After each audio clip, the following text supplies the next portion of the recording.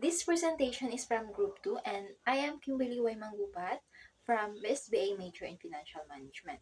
So our topics now are two. So which are cash transfer control and cash transfer procedure. So the cash transfer control will discuss by my group members, and these people are Leia S. Dagatan and Mary Joy Colyama. And the other two group members of mine will discuss about the cash transfer procedure. And these people are Fina Marie Gascon and the other one is Karin Rodriguez. Good evening, sir. I'm Leia Regatant, and now I want to explain the cash transfer controls. Cash transfer controls is very important that the company should implement because a control of transferring cash. We cannot deny there are some prevalent act or reruns act that is subject to the considerate rest of flows to the companies. Cash transfer controls require a broad array of controls which vary considerably by transfer method. Control for checks payments shows that a fully documented packet of payables information has been already created, which contains receiving purchase order and supplier information. This information enhances the following control should be used to create and monitor check payment. Remove check stock from lock storage. Those unused stock must be kept in a lock storage because the range of check number used to be stored in a separate location, and cross-checks against check numbers on the stored checks to verify that no check has been removed in that location. Restrict access to payment signing equipment. In short, if the company uses of any form computerized check like printing equipment, it may be necessary to lock down all access to it.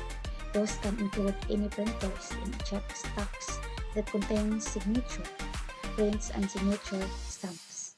Require a manual signature on checks exceeding a predetermined amount. This control is useful when signature plates are used for smaller checks. Amount when signature plates are used, there is no longer a final review to the payment process. Check signer compares butcher's package check. The check signer compares the backup information attached to each check to the check itself. It is done verifying the page name amount to be paid and the duty. This is a company not using purchase order since the check signer represents the only supervisory level to review of purchase. Implementary positive pay. It is an automated cash management service used by financial institutions employed to deter check fraud. Use electronic payment. This payment allows customer to pay goods and services through online or electronically without using of checks or cash. Reconcile the shipping amount every day. Examine detective control. This approach ensures that any presently modified checks or check that passes through this standard accounting system will spot as soon as they clear the bank and are posted on the bank services site. Controls for remote deposit captures. It means that need to physically transfer checks payments to the local bank for deposit. However, the replacement process of covering the checks to an electronic formal still requires some controls. Verify receipt by the bank. Should in processing checks through a remote deposit capture system, it should always print out so that the image was successfully sent to the bank. Train for handling of foreign checks. Remote deposit capture works only for checks originating in the United States. The staff should be trained to avoid the delay in check presentation to the business or to the company. Controls for electronic payment. It involves large amount of money and requires stringent set of controls to mitigate risk of loss. So here on our baseline set of controls, restrict access to master vendor file, requires signed approval, a document for manually initiated electronic payment. Verify ACH debit, filter with bank, require password access to payment software, require additional approval, request notification of duplicate debits. There are some examples of controls for electronic payments. credit card, debit card, virtual cards, and cash, direct deposit, or For the letters of credit, it is an unpaid letter of credits is the biggest risk document required for payment or frequently generate and managed by third parties, and the requirement may be severe, the laying payment. All letter of credit regulations aim to increase payment chances. Number one is avoid approval by the buyers. This should be an argument letters of a credit be signed by the someone controlled by the buyer, as the buyer can utilize condition to effectively stop payment.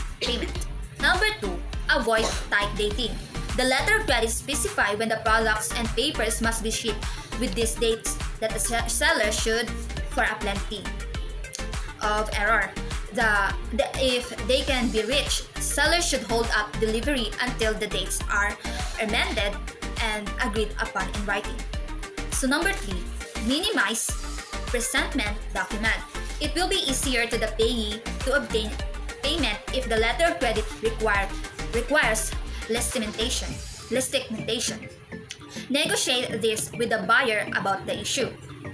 Number four, require a financially strong issuing bank. Payee should insist in issue one to the bank with a good credit rating. Number five, require confirmation by U.S. bank.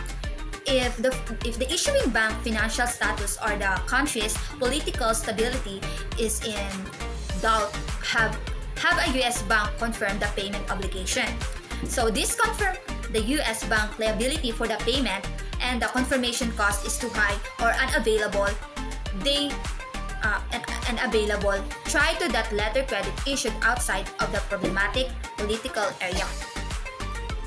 Number six, require payment prior to the buyer position. The vendor must be paid before the buyer can take possession of the goods. Otherwise, the buyer who has already received product causing a delay in a payment to the vendor. Next, controls of procurement cards. Number one, enter reset in procurement card transaction log. By using procurement cards, expected there are multitude of items or a lot of items. In short, there is a danger if they cannot enter the receipt or the employee cannot memorize all the items. To enter receipt is very important so that the card user will take track when and how much item purchases within the month. Number two, reconcile transaction log with monthly card statement. This means that each card holder review his or her monthly purchases. So number three, fill out missing receipt form. If they do not have receipt, they should fill out the missing receipt form, which items the line item of the statement of account for which there is no receipt. Number four, fill out the line item rejection form. So there must be an organized mechanism for card holders to reject line items on the statement of account. The good approach is to use a procurement card line item rejection form, which user can directly to the card. Ensure this form is monitored by procurement card manager. Number five, complete reconcile checklist. They must sign is a useful way to ensure that the procedure is followed. So this time the card holder must double check all the transactions made by the changes to make sure everything is correct. Number six, supervisory review for inappropriate or split purchases. There must be a third-party reviews of all purchases made with procurement cards. An effective controls is to hand this task the person who budgetary responsibility for the department in which the card holder worked. By doing so, the reviewer is more likely to conduct a detailed review of the purchases that will be changed against his or her budget. I'll be discussing about the cash transfer methods in treasury management. So the first cash transfer method is the check.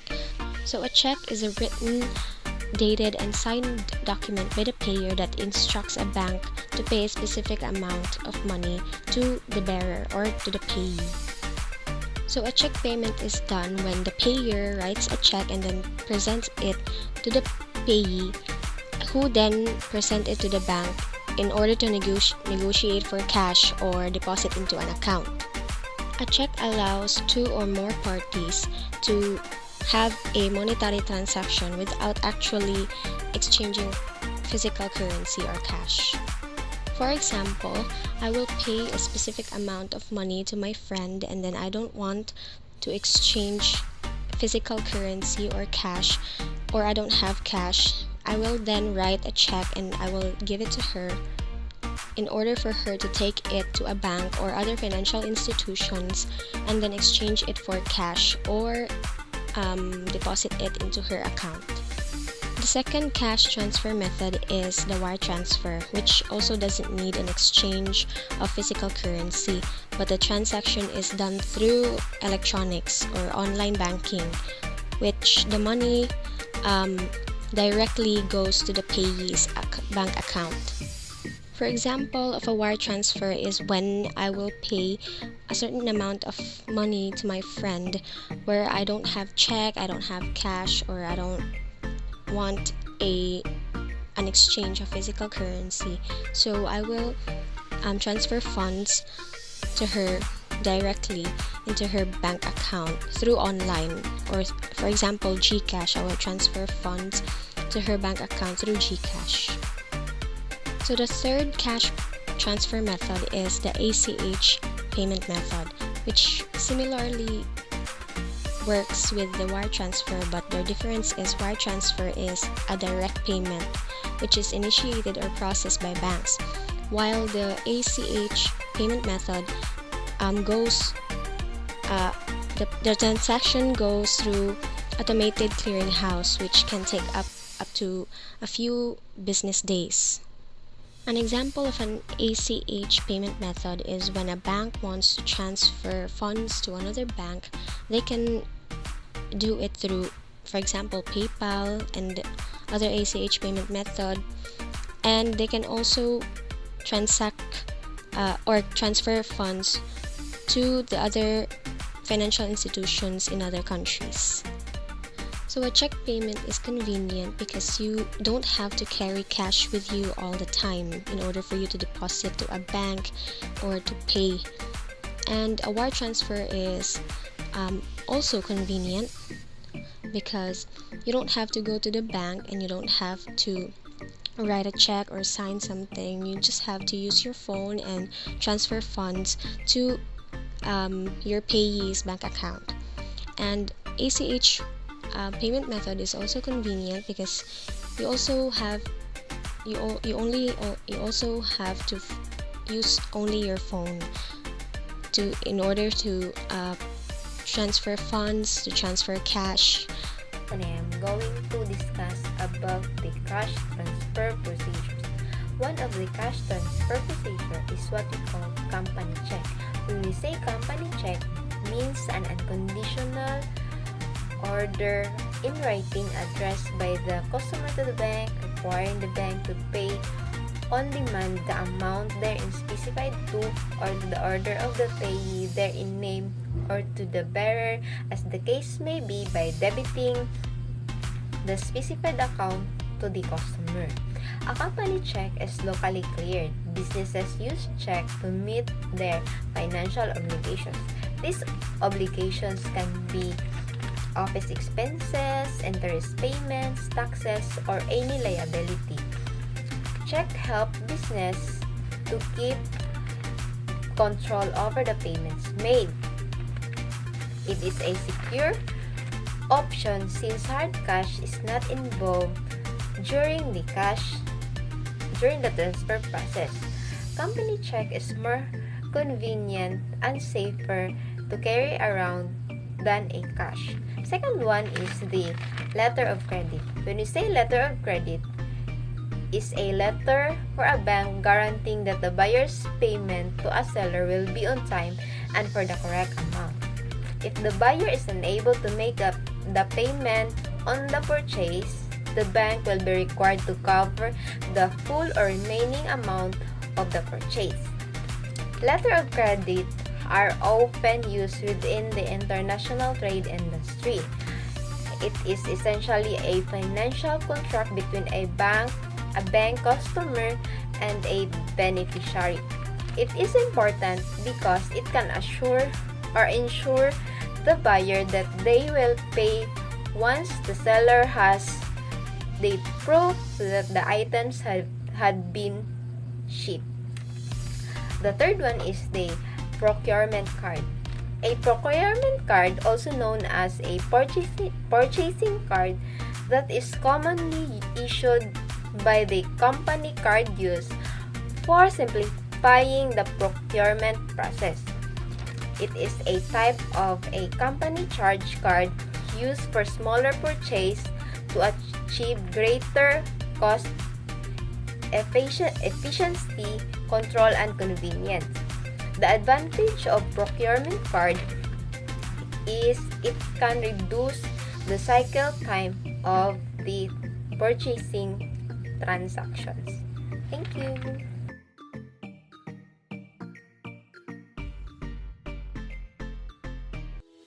Now, in addition to the topics of cash transfer control and cash transfer procedure, these are the cash transfer methods where the treasurer should understand the implication of different methods of transferring cash to or from the company, since there are significant differences in the cost and cash flow speed of each one. So further, the level manual processing and related control is significantly different for each kind of transfer, which has a major impact on the long-term efficiency of the finance and accounting functions. So this chapter intends to give the treasurer a thorough understanding of each form of cash transfer. So when it should be used, what will cost, and any required policies, procedures, and controls. Also, in cash transfer control and cash transfer procedures, these two methods involves the check payments. So it may on a paper documents, usually the bank check or the bank draft, or it we call the check payment. So check payments is like, for example, in cash transfer control. So cash transfer controls, they prefer, or the bank itself or the financial institution restrict access to master vendor file. They require signed approval document for manually initiated electronic payments. They verify ACH, the filter with bank, and they require password access to payment software. And of course, they require also additional approvals. And the last one is they require an end-of-day payments review. That is for cash transfer controls. And in cash transfer procedure, or which we call the money transfer process, so the first thing to do, the customer visits the nearest Global CP Direct retail location and makes a deposit. So the second one is Global CP's agent verifies the sender's ID, of course. So it collects the cash and provides the senders with a receipt. And the third one is the merchant will receive instant notification of the transaction from a Global CP Direct and credits the sender's accounts. So for example, let me give you an example. So we have here Alan and Maria. So Alan is a sender, while Maria is a beneficiary. So the money transfer process or the cash transfer procedure here is Alan enter bank and receiver's details. So the first thing to do that Alan is he enter bank the receiver's details. So with this first procedure, the step 2 is he sends bank message to the recipient's banks with payment details. So the third step that Alan's or the depositors do is the recipient's bank deposits its own reserve funds. So the fourth one is money reflected in the receiver's accounts. So that is Maria.